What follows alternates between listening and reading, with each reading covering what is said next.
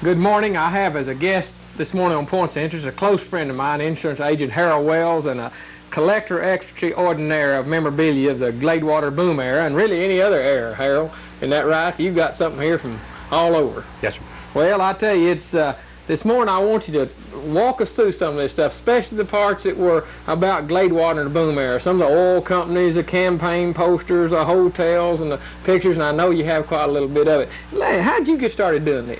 Bill, I started about 5 years ago. I felt like somebody should keep a record and keep these old signs where they got thrown away.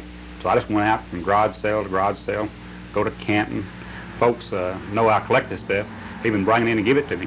Well, it's a good thing you didn't start any earlier than 5 years ago. There wouldn't have been room. I mean, that walls are covered up in here. Well, what you say mostly at garage sales you find this? Where do you find the most of your stuff? My best stuff is when I go to a garage sale. Of course, I look for the old homemade type garage sale sign. Yeah. Then when I get up there and talk to those folks and get to visiting with them, then I want to go into what's got no smokehouse or old barn or out back. That's what they consider just really junk. Yeah. Well, I want you to show me some of this stuff. Now, we're standing right over here. It says gasoline, 27 cents a gallon. Now, where in the world did you find that sign? I got that sign a couple of years ago from George Proctor, downtown Gladewater here. And they're still well, now that's a brand new radio you have there. What'd that? Well, it was in 1940. That came from the old Firestone store downtown here. Here in Gladewater? Yes, sir. Bought during the war. Oh, I'll say. And it will still play. The Atlantic Refining Company, H.W. Morris, that was Mr. George Cummings' father-in-law. Who we had on the show earlier this week. Up here is one interesting thing is the KSIJ.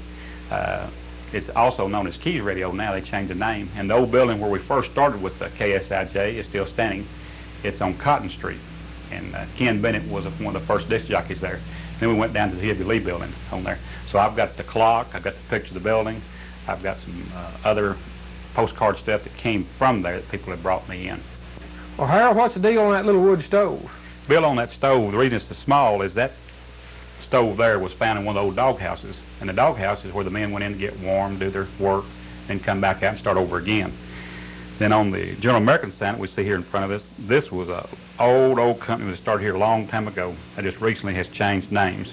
Famous hotels here in town was a Hotel Pickwick, and I acquired some stationery the other day from the Hotel Pickwick, and H.G. Bradley was the owner of it at that time. What's is there any? Was it rough? And that's where the gangsters lived? Rough and tough. It was right across from our police department, and many a fight has taken place back and forth across the street there between the police and the folks down at the hotel over. Shave and bathe and what else? Yeah.